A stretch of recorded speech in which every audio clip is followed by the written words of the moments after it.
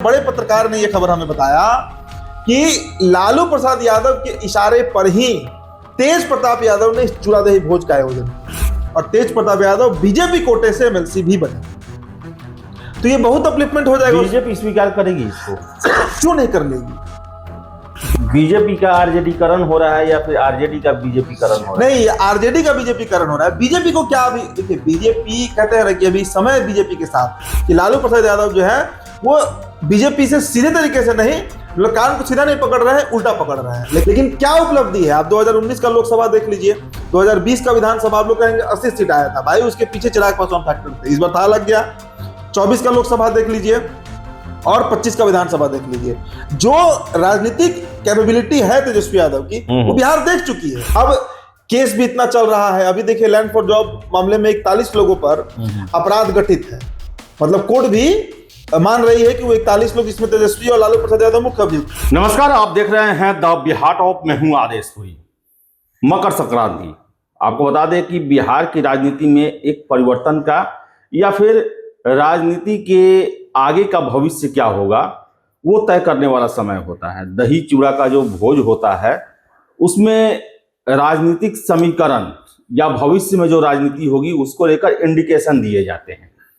और आपको बता दें कि इस साल अगर हम दही चूड़ा भोज की बात करें तो तेज प्रताप यादव के द्वारा दही चूड़ा का भोज दिया गया, सभी जगह इनविटेशन दिया गया, वैसे लोगों को इनविटेशन दिया गया जिनसे उनकी अभी नहीं पटती है। लालू यादव खुद पहुंचे, सबसे बड़ी बात बीजेपी के कई नेता पहुंचे, डिप्टी सीएम विजय कुमार सिन्हा उनके यहां पहुंचे। ऐसे में तरह तरह की अब कयासबाजी हो रही है कि क्या तेज प्रताप को लालू यादव का आशीर्वाद मिल गया, क्या तेज प्रताप बीजेपी के साथ जाने वाले हैं, कई तरह की बातें निकल के आ रही है। तो इसके क्या इंडिकेशन है, इस पर हम चर्चा करेंगे। उदित है हमारे सामने। उदित, सबसे पहले तो हम बात करेंगे कि तेज प्रताप इतना छाए हुए हैं, देखा जाए तो तेजस्वी तो एकदम डाउन हो गए हैं, तेज प्रताप की लग रहा है कि अब भविष्य होने वाले, क्या कहेंगे इस पर? देखिए, चूड़ादही के भोज में आदेश जी हम लोग भी गए थे, करीब 3-4 घंटा वहां पे जो गतिविधियां रही उसको हम लोग ऑब्जर्व किए। हमने इस पे स्टोरी भी किया था कि क्या राजद का भविष्य जो है वो अब तेज प्रताप है। सबसे बड़ी बात कि तेज प्रताप यादव ने न्योता किसको किसको दिया, इस पर गौर कीजिए। नीतीश कुमार को न्योता नहीं था। अच्छा, अगर आप गौर करिए तो नीतीश कुमार को न्योता नहीं दिया गया था। राज्यपाल पहुंचे थे, भाजपा के नेता हैं। भारतीय जनता पार्टी के मुझे लगता है सभी नेता पहुंचे थे, लगभग सबको, जो बड़े फेसेस हैं सबको उन्होंने इनविटेशन दिया था। जदयू से शायद एक आध नेता, अशोक चौधरी, मतलब एक आध नेता जो है जिनसे निजी संबंध अच्छे हैं तेज प्रताप के, उन्हीं लोगों को बुलाया गया था। अब इसके बाद हमारे पास देखिए दिल्ली से एक खबर आई है और खबर बहुत बड़ी है। खबर बड़ी इसलिए है क्योंकि तेज प्रताप यादव जिनके पुत्र हैं लालू प्रसाद यादव, लालू यादव की राजनीति कम से कम 50 साल को तो जरूर हो गया देश, 50 साल, और 30-35 सालों से, अब तो खैर इधर 8-10 सालों से वो संवैधानिक पद पे नहीं है, मतलब एक अस्थायी नेता है और एक ऐसे नेता के रूप में उनकी पहचान है जो कभी अपने आइडियोलॉजी के साथ, विचारधारा के साथ कॉम्प्रोमाइज नहीं करते हैं। लेकिन देखिए, पॉलिटिक्स समझिए, राजनीति क्या है। लड़ते हैं ये आरएसएस से, भारतीय जनता पार्टी से 35 सालों से लड़ रहे हैं। 90 से जब से बने और जब से मंडल रिजर्वेशन आया उसके बाद से वो लगातार लड़ ही रहे हैं। लेकिन अब आज की भारतीय जनता पार्टी और तब की भारतीय जनता पार्टी का अंतर, लालू यादव जितना ही लड़े उतना ही कमजोर होते गए और बीजेपी मजबूत होती चली गई। यही तो अभी तक देखा गया है, अभी तक। और अब भारतीय जनता पार्टी जिस स्थिति में है, अभी देखिए ना, अमित शाह केरल पहुंचकर वहां पर बोले हैं कि इस साल 5 राज्यों में चुनाव है, 4 राज्यों में, माफ कीजिएगा, तमिलनाडु में है, असम में है, यूनियन टेरिटरी पुडुचेरी में भी चुनाव है और बंगाल में भी चुनाव है। 4 स्टेट और एक यूनियन टेरिटरी में। बंगाल में भी अमित शाह कह रहे हैं कि हम झंडा गाड़ेंगे। केरल का स्थिति ऐसा है कि वहां पर जो क्रिश्चियन समुदाय है, जो सबसे अधिक पीड़ित है लव जिहाद से, वो भाजपा के समर्थन में अब खड़ा हो गया है। तो भारतीय जनता पार्टी आग की तरह आगे बढ़ रही है। मैं बार बार कहता हूं कि 2024 का चुनाव का जो हार, एक तरीके से मैं भारतीय जनता पार्टी का हार ही मानता हूं, पूर्ण बहुमत नहीं मिलना, वो भारतीय जनता पार्टी को और पुशअप कर दिया। तो ये बात लालू यादव रियलाइज कर लिए हैं। और लालू यादव की पॉलिटिक्स तो बिहार में ही है, बिहार तक ही सीमित है उनकी पूरी राजनीति। बिहार में जो चुनाव परिणाम आया है किसी से छिपा नहीं है। तेजस्वी लगभग खत्म हो गए। अब केस भी इतना चल रहा है। अभी देखिए लैंड फॉर जॉब मामले में 41 लोगों पर अपराध गठित है, मतलब कोर्ट भी मान रही है कि वो 41 लोग, इसमें तेजस्वी और लालू प्रसाद यादव मुख्य अभियुक्त हैं। 52 लोगों को बरी भी किया गया। तो हर तरह से घिरे हुए हैं लालू प्रसाद यादव। तो खबर है, और बड़े पत्रकार ने यह खबर हमें बताया कि लालू प्रसाद यादव के इशारे पर ही तेज प्रताप यादव ने इस चूड़ादही भोज का आयोजन किया। अच्छा। और तेज प्रताप यादव, देखिए ये कोई इतिहास में पहली बार नहीं हो रहा है, कई उदाहरण है। 2006 याद कर लीजिए, जब कर्नाटक में चुनाव था, एचडी देवगौड़ा जीवन पर्यंत उन्होंने आरएसएस के खिलाफ राजनीति किया, लेकिन उन्होंने अपने बेटे कुमार स्वामी को आगे बढ़ाकर बीजेपी से अलायंस करा दिया, सीएम बनवा दिया। अभी आप महाराष्ट्र देख लीजिए, शरद पवार अपने भतीजे अजीत पवार जो हैं उनको पुश आगे कर दिए। भविष्य में हो सकता है कि ममता बनर्जी भी अभिषेक बनर्जी को आगे कर दे। तो इस तरह का उदाहरण, और अलायंस तो भाई महबूबा मुफ्ती और बीजेपी का भी हो चुका है। बीजेपी का तो ऐसा अलायंस है। तो कहने का मतलब है डायरेक्ट आरजेडी नहीं जाएगी, तेज प्रताप की वाया जाएगी। हिंदुत्व की राजनीति अगर आरजेडी में कोई करता है, और अभी बहुत तगड़े तरीके से कर रहा है, तो वो सिर्फ और सिर्फ तेज प्रताप यादव ही कर रहे हैं।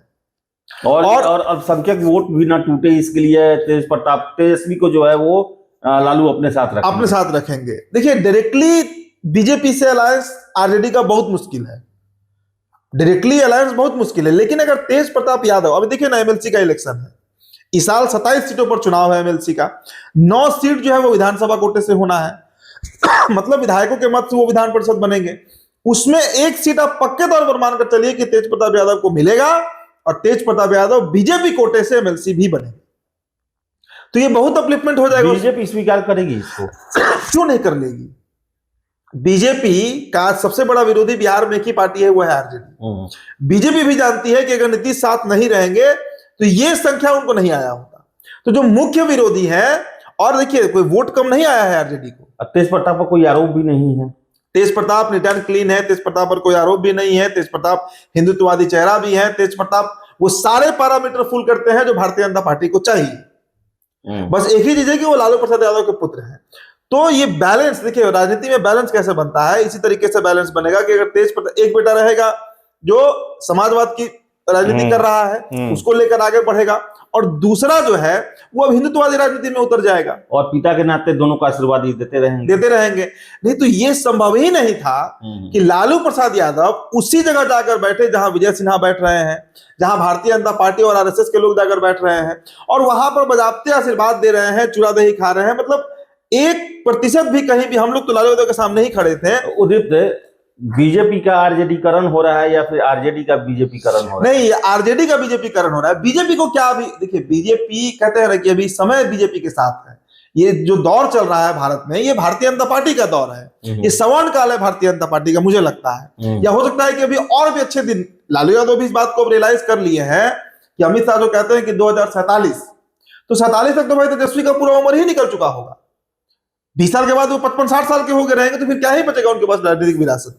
और इस बीच अगर सजा हो गया, अभी लैंड फॉर जॉब चल ही रहा है और बहुत गंभीर मामला है, इसमें 12 साल 10 से 12 साल तक का सजा है। हमने एक वकील से इस पर इंटरव्यू भी किया था।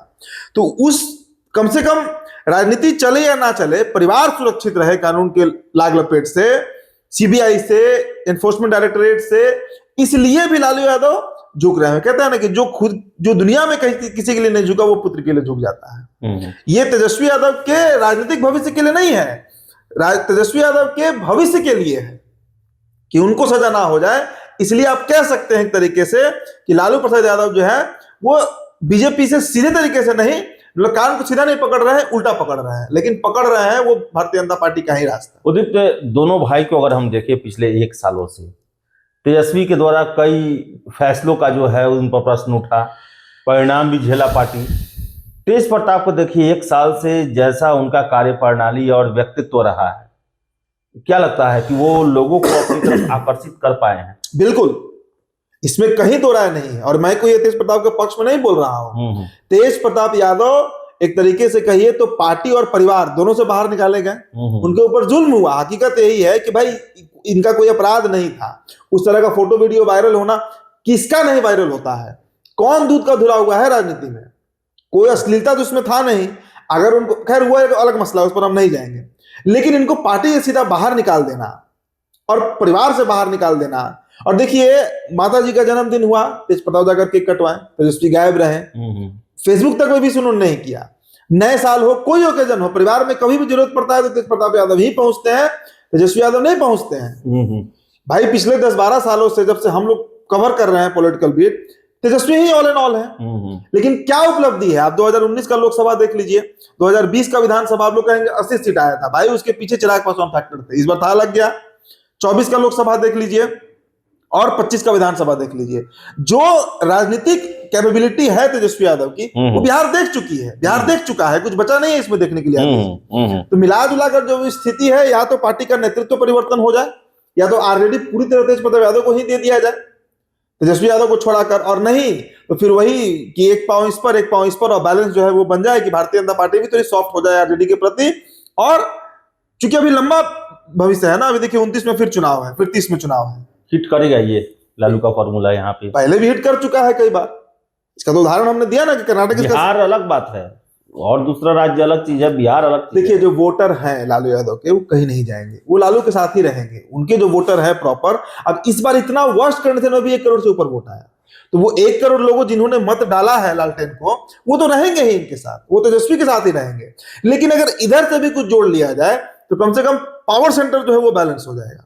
तो इस प्रक्रिया में आदेश जी ये काम चल रहा है। दोनों भाई में मिलाप होगा, उम्मीद कम है, और मिलाप ना ही हो तो सही है परिवार के लिए, क्योंकि अब एक भाई तो इधर अगर एमएलसी बन जाएंगे बीजेपी कोटे से, तो राजनीतिक दुश्मन भी हो जाएंगे। अगर भारतीय जनता पार्टी के वो विधायक है, एमएलसी है, विधान परिषद दुश्मन हो जाएंगे। तो हर दृष्टिकोण से ये सही है, लेकिन ये पक्की खबर हम बता रहे हैं कि ये लालू प्रसाद यादव के इशारे पर ही, उनकी रजामंदी पर ही और उनके आज्ञा पर ही तेज प्रताप यादव ने इस भोज का आयोजन कराया था। इस भोज में सब लोग पहुंचे, तस्वीरें बिहार में देखी।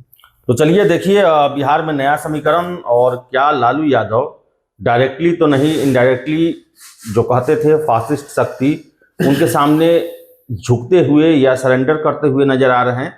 क्योंकि तेज प्रताप का दही चूड़ा का भोज और लालू यादव का उसमें मौजूद होना बीजेपी नेताओं के साथ, ये एक नए समीकरण जो कि देश में आजमाए जा चुके हैं कि एक बेटे को बीजेपी के साथ रखो और एक को वही समाजवाद का ये करवाओ। तो देखिए इस पर क्या होता है, कितना हिट करता है और तेज प्रताप कितना लालू के इस सपने को पूरा कर पाते हैं, ये समय बताएगा।